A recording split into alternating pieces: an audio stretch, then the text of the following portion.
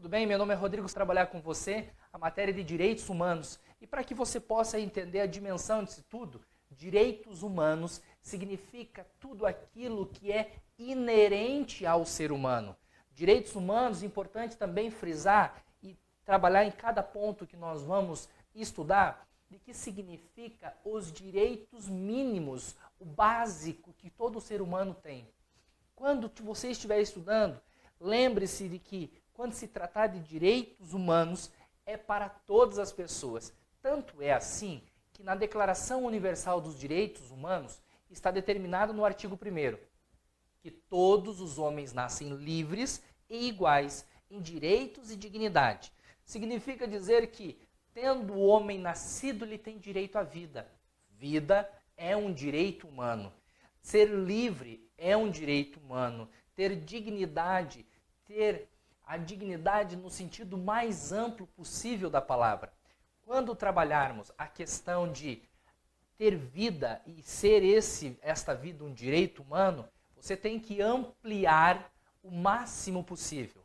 Porque ter vida significa dizer que tem direito a respeito à vida, tendo moradia, tendo saúde, tendo educação, tendo segurança. Quando se trata de liberdades e que o ser humano é livre, porque nasceu livre, significa dizer que ele tem liberdade de ir e vir, liberdade de permanecer e a liberdade muito grande, muito importante, de fazer a opção pela sua religião, pelo seu credo, por qual Deus ele queira seguir. Sempre que você pensar em direitos humanos, você tem que ampliar o máximo possível. E para poder começar, temos que passar tendo uma visão histórica dos direitos humanos.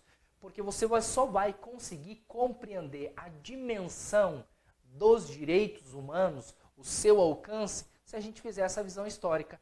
Isto nos ajuda a entender a história, entender as mudanças que ocorreram, até desencadear em 1948, com a Declaração Universal dos Direitos Humanos, e posteriormente todas as constituições em que foram acrescentando no seu texto constitucional matérias quanto a direitos fundamentais, quanto a direitos humanos.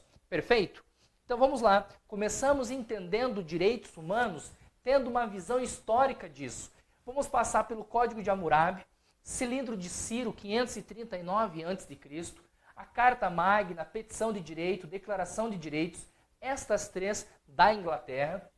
Também vamos trabalhar a Declaração de Independência dos Estados Unidos, um documento fundamental e importantíssimo para o desencadear, o desenvolver de todas as outras constituições, a Constituição propriamente dos Estados Unidos, Declaração de Direitos do Homem e do Cidadão, Revolução Francesa, 1789, a Primeira Convenção de Genebra, a Primeira Guerra Mundial, que depois desencadeou a Liga das Nações, Segunda Guerra Mundial, não tendo a Liga das Nações funcionado, nós vamos ver isso, que ela fracassou, então foi criada a Carta das Nações Unidas, em que desencadeou a criação da ONU.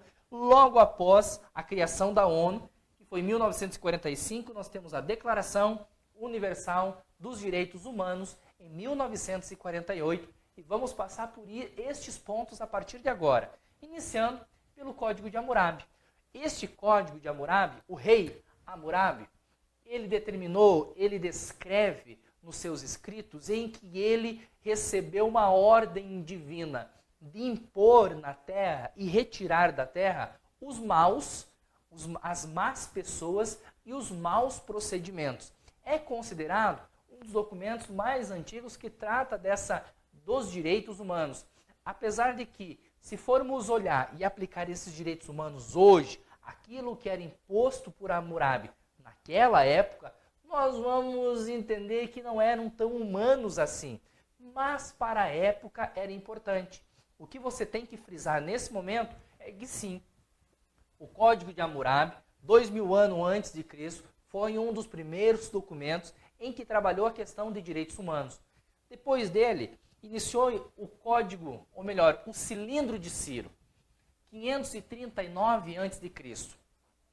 Mas antes do cilindro de Ciro, tem alguns autores em que trabalham quanto aos profetas bíblicos, profeta Ezequiel, profeta Jeremias, determinando que também no século VI, em que também eles trabalhavam a questão dos direitos humanos, porque trabalhavam a questão da justiça. Mas isso não é tão aceito dentro de tudo, de todo o ordenamento jurídico, dos doutrinadores, quanto a essa posição de direitos humanos. Mas é importante mencionar, após esse marco histórico dos profetas bíblicos, Jeremias, Ezequiel, nós temos um outro marco, que é o cilindro de Ciro, 539 a.C. Aqui, Ciro era um grande rei da antiga Pérsia e ele conquistou a Babilônia. O grande feito de Ciro foi trazer algumas liberdades e alguns direitos humanos importantíssimos. Libertou os escravos, declarou que todas as pessoas tinham direito de ter a sua própria religião e estabeleceu igualdade racial. Perceba que um feito destes para 539 a.C. foi enorme, foi muito grande e teve um significado histórico profundo para a declaração posterior, Declaração Universal dos Direitos Humanos. Esse documento foi reconhecido como a primeira Carta dos Direitos Humanos do mundo, documento histórico, e está traduzido nas 6 línguas oficiais das Nações Unidas, entendendo essa dimensão e essa grandiosidade do cilindro de Ciro. Após isso, 1215, nós temos a Carta Magna. Esta carta, na Inglaterra, assinada pelo rei João, dito Rei João sem terra, em que esta Magna Carta é dita também como a Grande Carta e criada pelo rei João na Inglaterra, pois ele violou vários direitos dos ingleses. Esse rei João teve um reinado horrível, fracassado, em que ele não tinha o apoio da igreja, em que ele também não tinha o apoio dos barões, pois ele violava direitos. Tendo violado uma série de direitos, lhe foi imposto uma série de restrições. Perceba que a Carta Magna, em 1215, era a época do absolutismo, em que todo o poder estava centrado no rei, em que todo o poder emanava deste rei. Significava dizer que ele poderia deixar viver uma pessoa ou matá-la pelo seu simples querer. Ele impunha regras, ele julgava, ele criava as leis, ele suspendia essas leis. Por isso era um rei absoluto. E esta determinação, esta imposição pelos barões, pela igreja, a imposição dos súditos para este rei foi um marco muito importante, porque restringia parte dos seus poderes. Parte dos poderes restringidos foi o direito da igreja de estar livre da interferência do governo, o direito de todos os cidadãos livres possuírem e herdarem propriedade, o direito de serem protegidos de impostos e esses impostos serem excessivos. Marco muito importante na história, a Carta Magna de 1215, assinada pelo rei João. Após isso, também na Inglaterra, em 1628, foi feita a Petição de Direitos. Esta petição determinava que, escrita e enviada a Carlos I, trazia uma série de direitos, além daqueles já expostos na Carta Magna, ou seja, ela foi ratificada nesta petição de direito, tendo sido enviada para o Carlos I, para o rei Carlos I, e ela determinava principalmente liberdades civis. Quais foram, então, os motivos dessa petição de direito?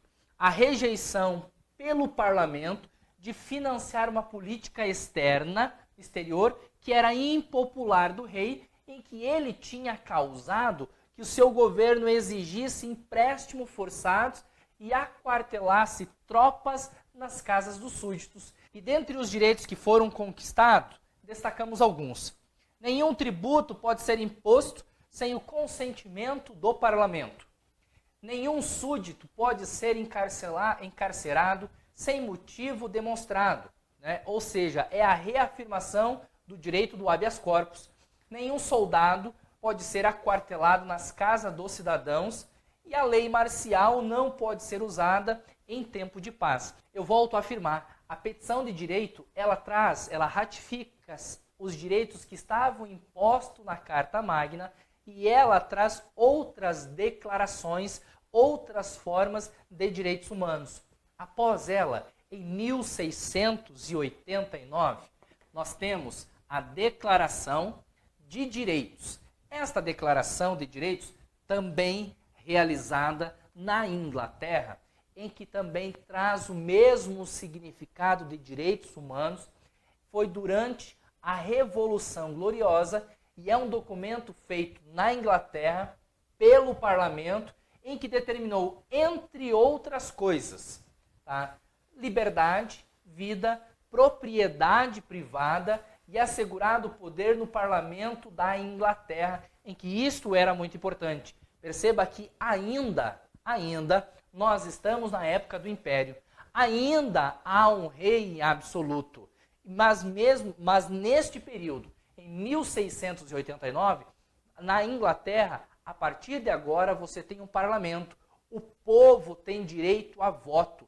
O povo tem direito a manifestar-se através dos seus representantes, através do parlamento, em que os seus direitos são protegidos. Então, direito à liberdade, à vida, propriedade privada, tudo isso são direitos humanos, direitos universais e direitos básicos de todo ser humano. Após a Declaração de 1689, nós temos a Declaração de Independência dos Estados Unidos, de 1776. Esta, a data mais precisa, é 4 de julho de 1776, houve então a Declaração de Independência dos Estados Unidos. Esta declaração, ela acentuou dois temas muito importantes, entre eles, os direitos individuais e o direito à revolução. Estas ideias tornaram-se largamente apoiadas por todos os americanos e a Declaração de Independência dos Estados Unidos, quanto aos direitos individuais e direito de revolução, ela serviu de base, de apoio, de inspiração, mais tarde, para a Revolução Francesa. Esta Revolução Francesa, em que depois desencadeou em 1789. Mas antes dela ainda. Perceba que nós estamos em 1776, na Declaração de Independência dos Estados Unidos. Após esta declaração, 1787, foi criada, então, a primeira Constituição dos Estados Unidos. Essa declaração, ela foi escrita na Filadélfia. Ponto principal, esta foi a primeira Constituição em que tratou de direitos fundamentais. Essa também foi a primeira Constituição em que houve uma repartição dos poderes. E ela trouxe, dentro dela, alguns pontos fundamentais.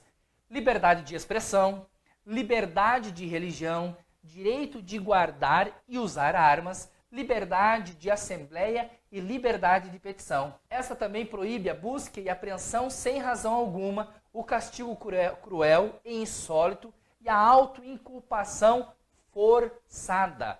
Declaração fundamental dentro da Constituição dos Estados Unidos.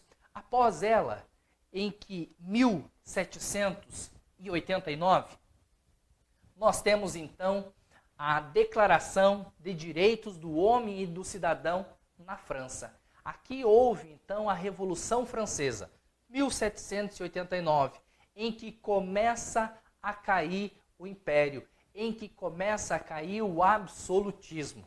Lembrando do que havia te falado antes, absolutismo é quando todo o poder está concentrado nas mãos do rei, em que ele tem o poder de vida e de morte. Significava dizer em que ele podia suspender ou aplicar uma determinada lei da forma que ele bem entendia. Com a Revolução Francesa, nesta data, houve então o começo da queda do absolutismo e o início da democracia. A queda do absolutismo tem uma marca principal, um marco fundamental, que foi a queda da Bastilha. Queda da Bastilha é onde estavam os presos políticos, estavam lá. E quando a Bastilha foi tomada, significou para a história de que o absolutismo estava em decadência. Após a tomada da Bastilha, foi imposto ao imperador uma série de direitos dos cidadãos. Dentre eles, a declaração, então, proclamava que todos os cidadãos devem ter garantidos os direitos de liberdade, propriedade, segurança, resistência à opressão. Ou seja, começou a cair esse poder do monarca absoluto e começa a nascer a democracia. Nesta data ocorreu a abolição da monarquia absoluta e o estabelecimento da Primeira República Francesa. A partir disso, nós temos alguns outros marcos importantes. A primeira Convenção de Genebra. Esta Convenção de Genebra, 1864, determinava que o tratamento de soldados feridos em combate, o cuidado sem discriminação ao pessoal militar ferido ou doente, mantendo o respeito para com eles e com a marca de transportes de pessoal médico e equipe distinguida pela Cruz Vermelha sobre um fundo branco. Significa dizer que aqueles que aderiam à Convenção de Genebra de 1864, dentro do seu território, eles perdiam, não que perdiam, mas a soberania tornava-se mitigada. Significava que a Cruz Vermelha e que iam a proteger, a cuidar dos feridos, tinham livre acesso. Esta Convenção de Genebra foi um dos principais documentos em que determinou em que, mesmo em tempo de guerra, mesmo em tempo de conflito, as pessoas, o ferido, tinha direito de ser cuidado, de ser preservado e não ser torturado. Após a Convenção de Genebra, nós temos a Primeira Guerra Mundial, 1914 até 1919. O que a prova pode fazer com você e de lançar a afirmação é de que a Primeira Guerra Mundial foi um marco histórico para a universalização, para a internacionalização dos direitos humanos. Está errado. Apesar de que a Primeira Guerra Mundial, considerada a Grande Guerra ou Guerra das Guerras, ter sido uma catástrofe para a humanidade, ela não é considerada o marco da universalização dos direitos humanos, mas sim a Segunda Guerra Mundial. Então, Primeira Guerra Mundial durou de 1914 até 1918, e em 1919, após o final da guerra, foi criada então a Liga das Nações, ou também chamada Sociedade das Nações, em que ela foi criada com o objetivo principal de assegurar a paz. Liga das Nações, sua criação, 1919. Ela foi criada em Versalhes e por isso é chamado de Tratado de Versalhes, apesar de que em 1920 a sua sede passou para Genebra, na Suíça. Importante ainda ressaltar, quanto à Liga das Nações, ela foi dissolvida em 1942, ou mais ou menos por volta de 1942. Por que ela foi dissolvida? Porque houve um fracasso. Por quê? E no findar da Primeira Guerra Mundial findou em 1918. 1919 ela foi criada. Tendo sido criada com o objetivo de assegurar a paz, logo em 1939 estourou a Segunda Guerra Mundial, ou seja, a Liga das Nações fracassou. Mas ela foi extinta em 1942, mas a sua última reunião foi em 1946, quando então ela passou os seus poderes, as suas atribuições para a Organização das Nações Unidas. Estas datas são importantes, porque a prova pode trazer informações trocando estas datas e informações. Mas vai lá, Liga das Nações foi dissolvida, esta extinta por volta de 1942, porém em 18 de abril de 1946, o organismo passou a responsabilidade para a recém-criada Organização das Nações Unidas, a ONU. Foi criada então em 1919 a Organização Internacional do Trabalho, que tinha como fundamento a proteção do trabalhador. Esta proteção internacional do trabalho teve alguns argumentos para que ela tenha sido criada. Os argumentos foram argumentos humanitários, políticos e econômicos. Argumentos humanitários, de que existiam condições injustas, difíceis e degradantes de muitos trabalhadores. O argumento político de que o risco de conflitos sociais ameaçava grandemente a paz, e argumentos econômicos, países que não adotassem condições humanas de trabalho seriam um obstáculo para a obtenção de melhores condições em outros países também. Perceba que de 1919 até 1942, a Liga das Nações funcionou e ela foi dissolvida nessa época, 1942. Em 1919, juntamente com a Liga das Nações, foi criada a Organização Internacional do Trabalho, que ela existe até hoje. Em 1939 até 1945, uma grande catástrofe para a humanidade, marcada pelo Holocausto, pela bomba de Hiroshima, mais de 70 milhões de mortes. A Segunda Guerra Mundial foi o ponto mais alto que o ser humano conseguiu chegar da sua degradação, da sua destruição, da sua forma mais primitiva, em que utilizou o ser humano para alcançar o seu fim. O ser humano ele tem que ser visto, e isso é ponto fundamental, de que ele tem que ser visto como um fim em si mesmo. Com a Primeira Guerra Mundial, com a Segunda Guerra Mundial e com todas as outras, o ser humano era visto como um meio para se alcançar uma determinada finalidade. Em 1945, então, com o findar da Segunda Guerra Mundial, foi criada a Carta das Nações Unidas, ou também chamada de Carta de São Francisco, porque foi assinada em São Francisco. Este acordo estabelece e cria a Organização das Nações Unidas.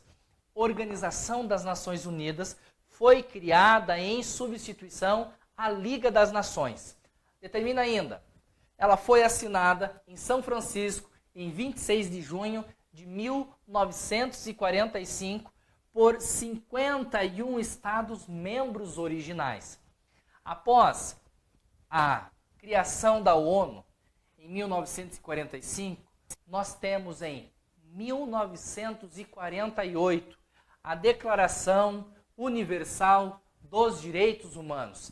Esta declaração delineia direitos humanos básicos e ela foi proclamada na Assembleia Geral das Nações Unidas em 10 de dezembro de 1948. Ponto fundamental. Esta Declaração Universal, ela não é uma norma internacional, ela não é uma norma impositiva em que os estados são obrigados a cumpri-la. Ela é tão somente uma recomendação. Embora não seja um documento que representa obrigatoriedade legal, serviu como base para 2 tratados sobre direitos humanos da ONU, de força legal. Significa que a declaração não tem força legal, mas os outros 2 tratados, os outros 2 pactos que nós vamos ver, eles sim têm força impositiva, têm força legal, que é o Pacto Internacional dos Direitos Civis e Políticos e o Pacto Internacional sobre Direitos Econômicos, Sociais e Culturais, ambos de 1966. E nós encerramos esse nosso encontro aqui. Revise tudo isso que a gente viu. As datas são de fundamental importância, porque a prova, a banca, pode trocar uma ou outra informação. Continue estudando. Até a próxima.